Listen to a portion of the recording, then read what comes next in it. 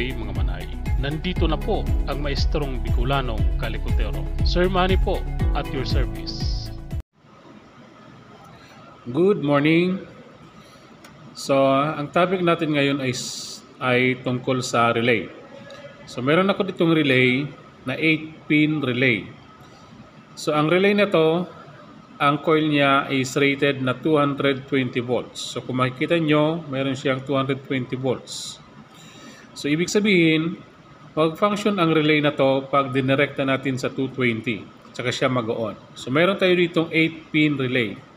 So, paano ba ang pin configuration ng relay na to? So, paano ba ang bilang? So, ito, 1, 2, 3, 4, 5, 6, 7, 8. So, ilagay natin sa diagram. So, meron tayo ditong 8.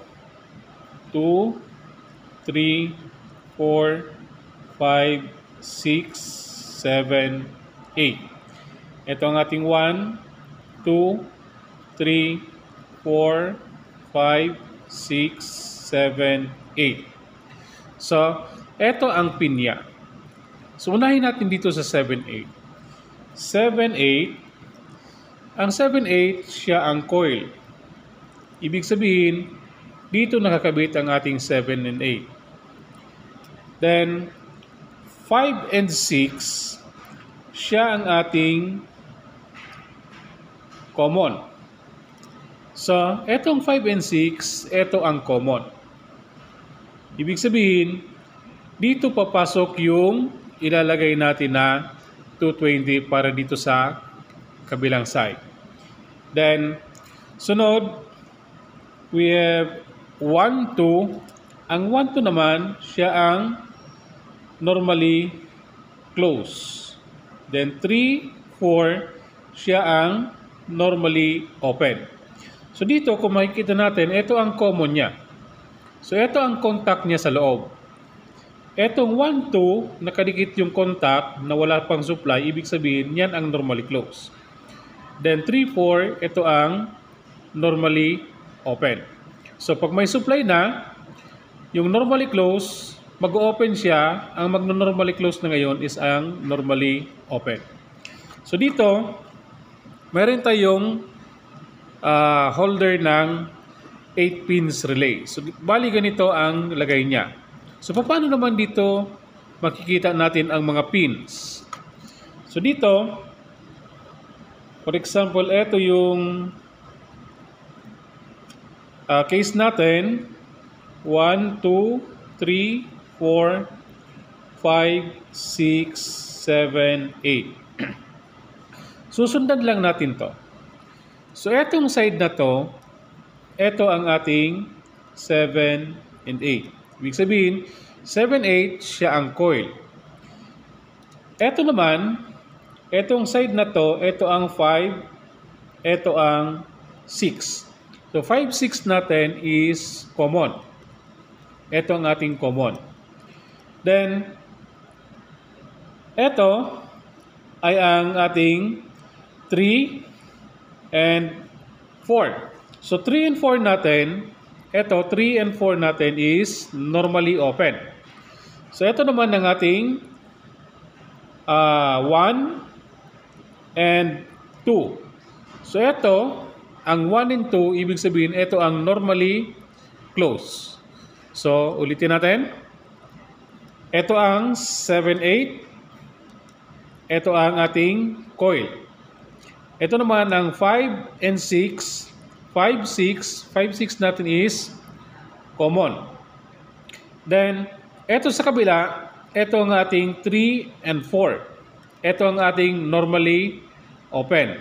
Then, etong last na dalawa, ito ang ating 1 and 2. Ito ang ating normally close. Ibig sabihin, normally close, kapag walang supply, naka-close ang ating relay. Pag may supply, yung normally close, mag-open, and yung normally open, mag-close. So, yan ang pin configuration ng ating relay. So, ito ang pin configuration niya. So, paglagay dito, kung makikita nyo, hindi naman kayo magkakamali. Etong coil natin, nakatayo yung pin niya. Eto, nakapahalang. So, parehas din dito sa kabila. Pag nilagay natin siya, eto ang magiging form na niya pag nakalagay sa holder.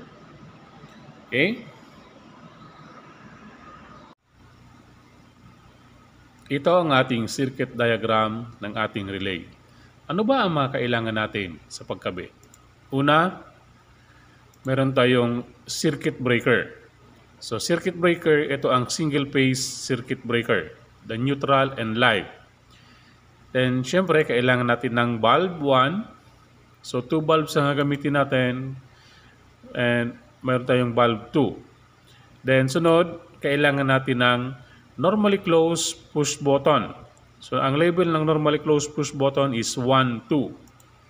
At kailangan naman natin ng normally open push button. Ang label ng normally open push button is 3, 4. And syempre, kailangan natin ng relay. So, dito sa relay, kung makikita natin, nakalabel ang kanyang mga pins.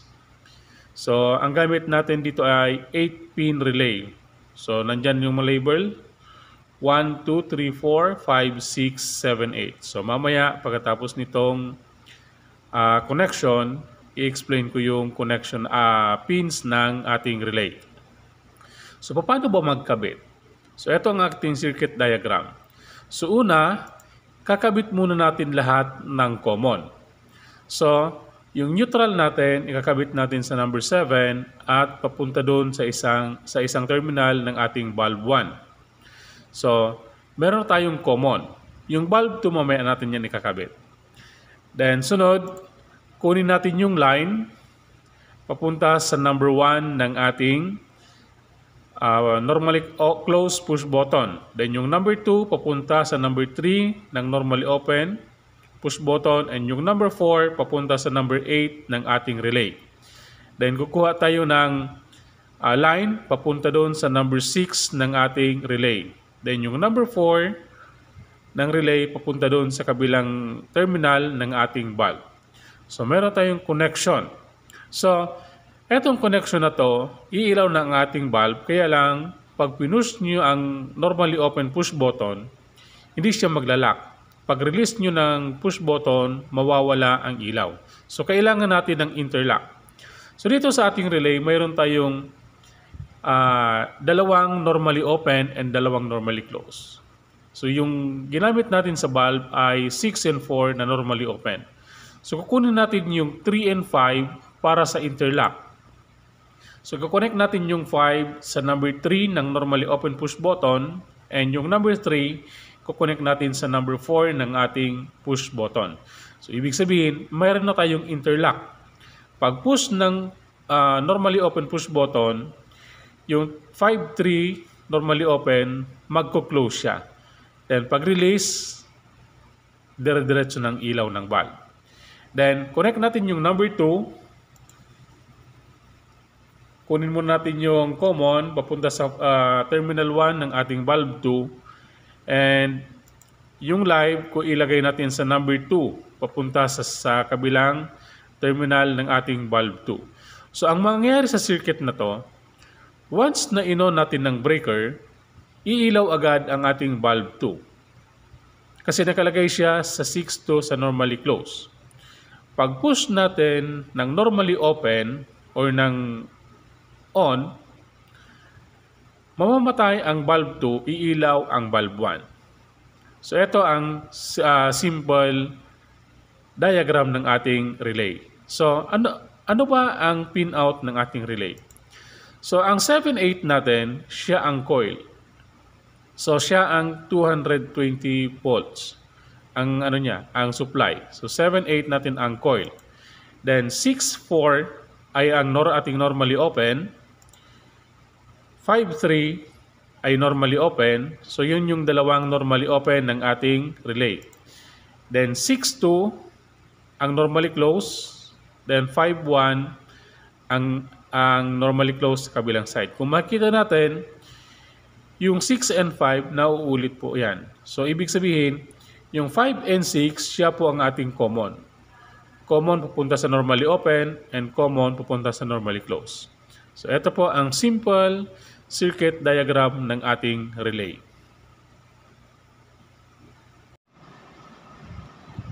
Ngayon, i-actual na natin ngayon actual connection ng ating 8-pin relay.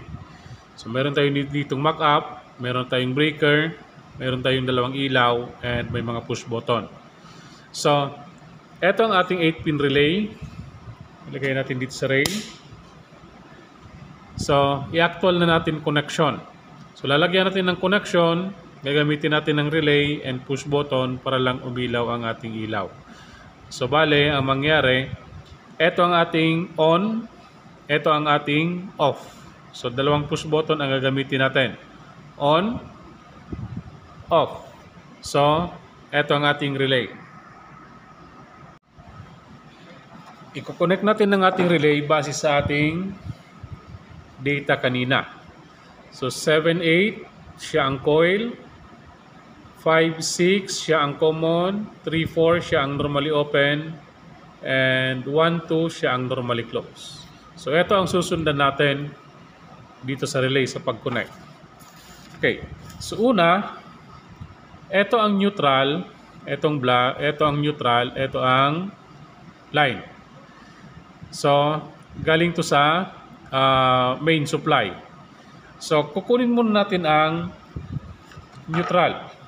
So, ito ang neutral natin, kakabit natin dito sa ating relay.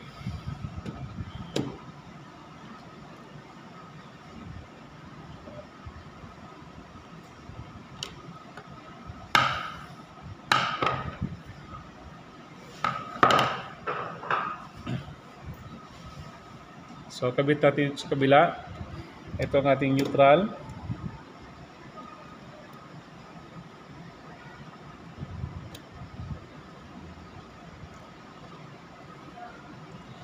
So, meron tayong common line dito sa ating relay. So, sunod, nalalagyan natin ng common line ay ang ating ilaw. Galing dito sa ating common line, lalagay tayo ng common line din dito. Ito ang terminal ng ating ilaw. Lalagay tayo dito ng common line. So, galing dito sa ating breaker, circuit breaker, lalagay tayo ng common line papunta sa ating ilaw. So, ibig sabihin, ang naka-common line ay ang ating ilaw at ang ating relay.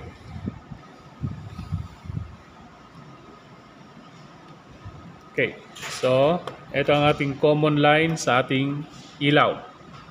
So, ito ang connection niya papunta sa common ng ating relay and circuit breaker. So, papunta siya sa number 7. Yung number 8, siya na ang ating line. Dito na papasok. Pero, papasok to muna dito sa ating push button. So, lalagyan muna natin to ng line papunta dito sa number 6 ng ating common. So, maglalagay tayo ng galing sa circuit breaker yung line punta sa number 6 ng ating common. So, kung ang number 6 ang ginamit natin, ang kapair niya na common sa kabila ay ang ating number 4. So, itong number 4 na normally open, ikakabit natin papunta dito sa line 2 ng ating bulb. So, ibig sabihin, kakabit tayo dito ng wire papunta sa ating line 2 ng ating bulb.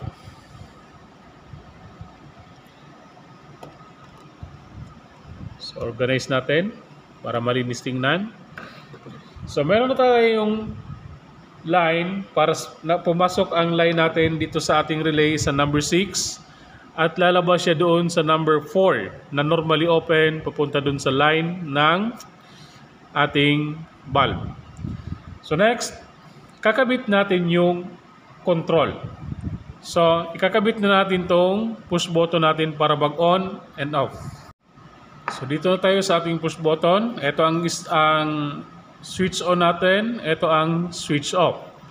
So una, kukuha tayo dito sa line.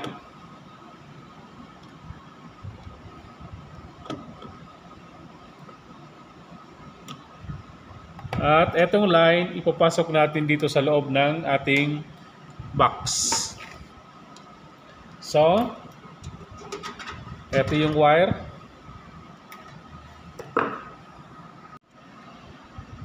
Ito ang ating push button on. Ito ang push button off natin. So, ito na yung wire galing doon sa line. Ipapasok natin to sa number 1 ng normally close or stop button or off button. So may number siya, ang stop button natin may number siya na 1 and 2. Ang on button natin may number siya na 3 and 4. So ipapasok natin to sa number 1 ng ating off button or stop button. So ang stop button natin is the normally close button. Ang on button natin or start is a normally open button. Then, pagpasok sa number 1, lalabas sa number 2. So, itong number 2, maglalagay tayo ng connection papunta sa number 3 ng ating on button. So, itong number 2 ng ating stop button or off button, lalagyan natin ng jumper wire papunta sa number 3. Di-jumper natin to. So, number 3 ng start or on button natin. Okay. So, yung number 4 naman natin, papunta siya sa ating number 8 ng ating relay. So, lalagay muna tayo ng wire sa number 4. Lagay tayo ng wire sa number 4.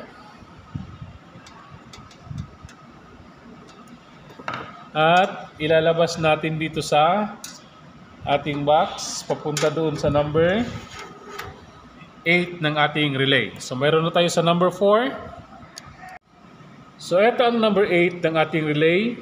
Ito yung galing sa ating number 4. Ito ang gumagalaw na wire, yung ang number 4 ng ating on button. Ito yung kabila. Ilalagay natin siya sa number 8 ng ating relay. So sa coil ng ating relay. So ito lalagay natin sa number 8. Okay. So ibig sabihin, meron tayong supply para dito sa ating coil. So kapag tinurn on natin itong start button, ibig sabihin iilaw ang bulb. Pag press natin itong stop button or off button, ibig sabihin mamamatay yung bulb. So ang tanong, sa ating ginawang connection, iilaw kaya ang ating bulb? Pag press natin to, iilaw kaya ating bulb? Pag binitawan, iilaw kaya? So titingnan natin kung iilaw yung ating bulb. Okay? So, ito yung plug niya. Plug in natin. Then, turn on natin ang breaker. So, ito ang on button natin. Ito ang stop. So, try natin. Nag-on yung ilaw. Pero pag binitawan ko, mamatay. Ano kaya ang problema? So, ulitin natin. Nag-on siya. Umilaw, pag binitawan ko, namamatay. So, may kulang sa ating circuit. So, pag press ko siya, pag binitawan ko, mamamatay. So, dapat pag press ko to, pag binitawan, steady na ang ilaw. So, may kulang tayo dito na isang connection. Yung sinasabing interlock.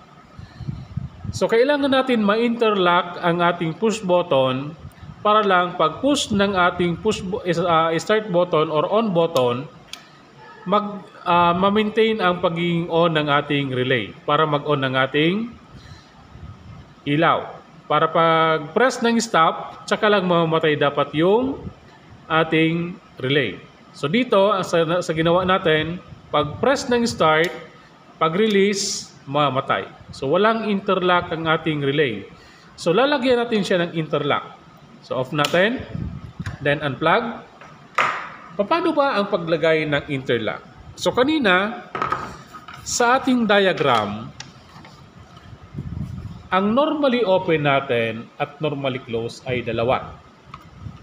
So dito sa atin, ang ginamit natin na normally close is 6 and 4. 6 and 4. 6 and 4. So, yung 5 and 3, walang nakalagay. So, yung 5 and 3, 5 and 3, etong dalawa, eto ang gagamitin nating interlock. Ibig sabihin, pag push ng start button, siya na ngayon ang magbibigay ng pag-release, siya na ngayon ang magbibigay ng supply dito sa, or siya na ang magbibigay ng continuity ng supply dito sa ating coil ng relay. So pag press ng stop, tsaka mamamatay ang ating relay. So sa dulo ng ating video, ilalagay ko po ang diagram ng simple circuit na to. So ngayon, maglalagay tayo ng interlock dito sa ating relay. Okay, so kukuha tayo ng dalawang jumper wire. Ilalagay natin dito sa ating 3 and 5 normally open. So lalagay tayo sa taas ng isang wire. Paalala po, siguraduhin po kung magdadagdag kayo ng wire, palaging naka-unplug. So para hindi po kayo kuryente. Kasi naka-live po ito. Live wire. So ito yung isa. Yung nilagay ko sa number 3. And yung isa naman nilagay natin dito sa baba. Pupunta sa number. Itong sa baba, ang number nito is number 5.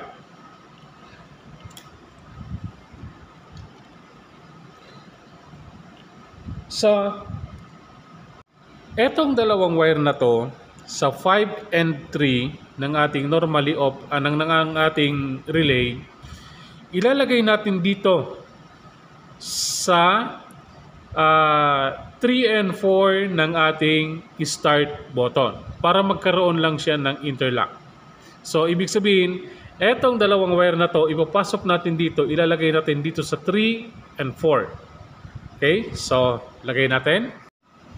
Okay. So, ito ang ating wire galing sa 5 and 3 ng ating relay. So ito, ilalagay natin dito sa 3 and 4 ng ating push button. So una, lagay natin muna sa 3. So nasa inyo yan kung alin ang unahin nyo, kahit alin mauna okay lang. So lagay natin sa 3 yung isa.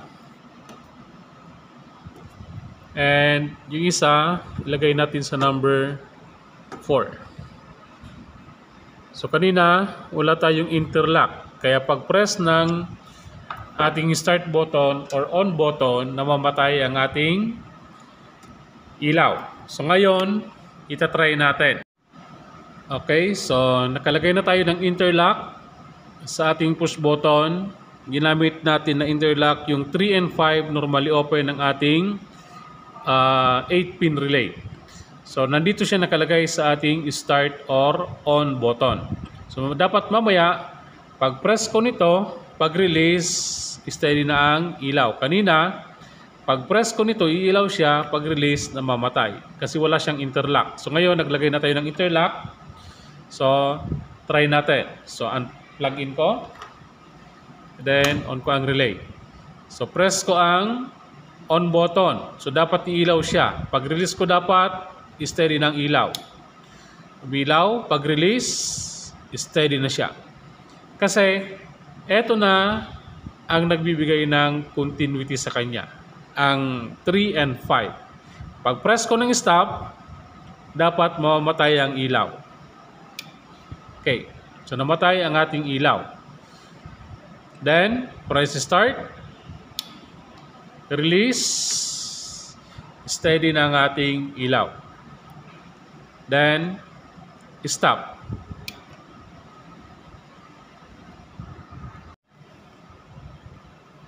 Ngayon, kakabit naman natin yung normally closed ng ating relay. So, ang kakabit natin is etong number 2.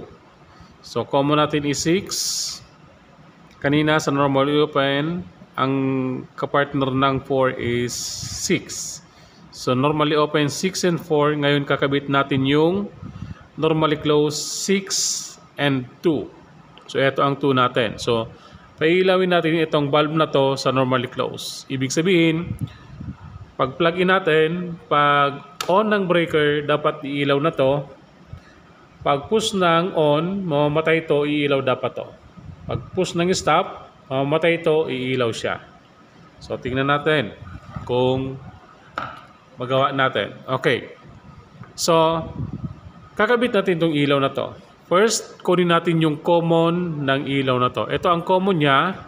Kakabit natin sa common ng bulb number 1. So, dito natin siya ikakabit.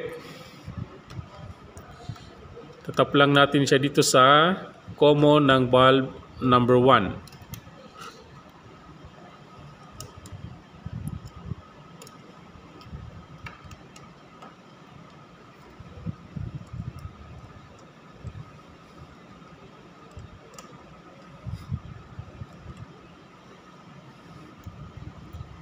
Then, pakalagay, lagay natin siya sa common ng bulb number 2.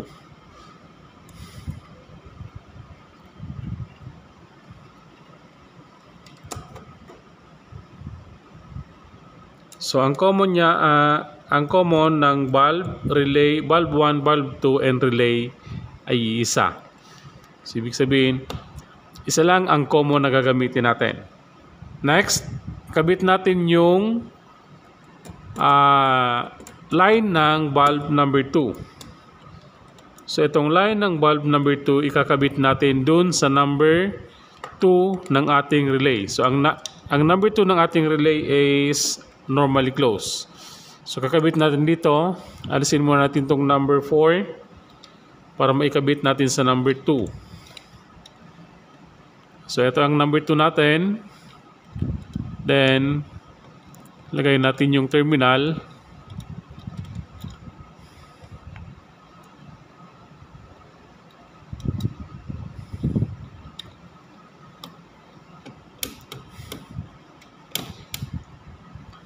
Okay. So, organize natin para malinis. Then, ibalik natin yung number 4.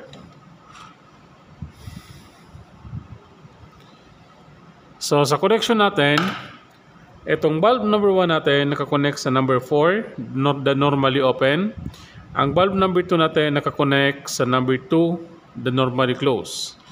So, dapat pag plug in, pag on ng breaker, iilaw yung bulb 2.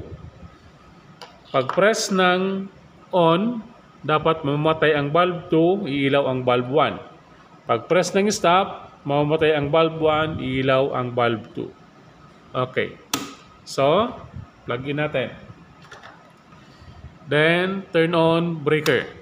Umilaw agad ang bulb 2. So, dapat pag press nito, mamamatay siya, iilaw ang bulb 1.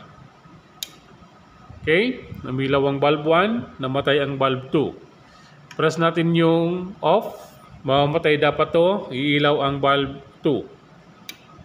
Okay. So, namatay ang bulb 1, umilaw ang bulb 2 pag stop. So, kinabit natin siya sa, ang bulb 1 is sa number 4, sa normally open, and bulb 2, nakakonect siya sa number 2 or the normally closed ng ating relay.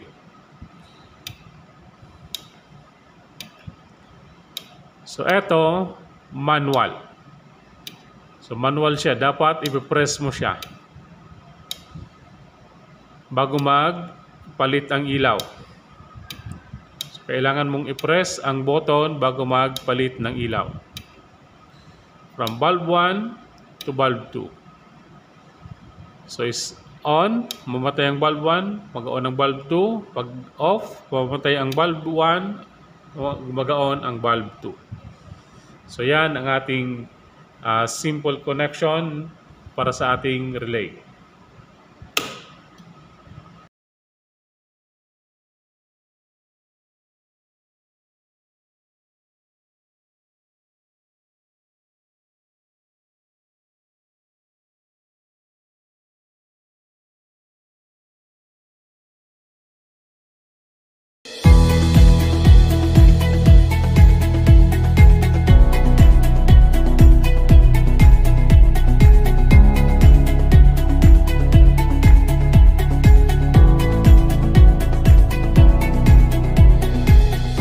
Thanks for watching Sir Money TV, channel 143. Don't forget to subscribe, like, and share.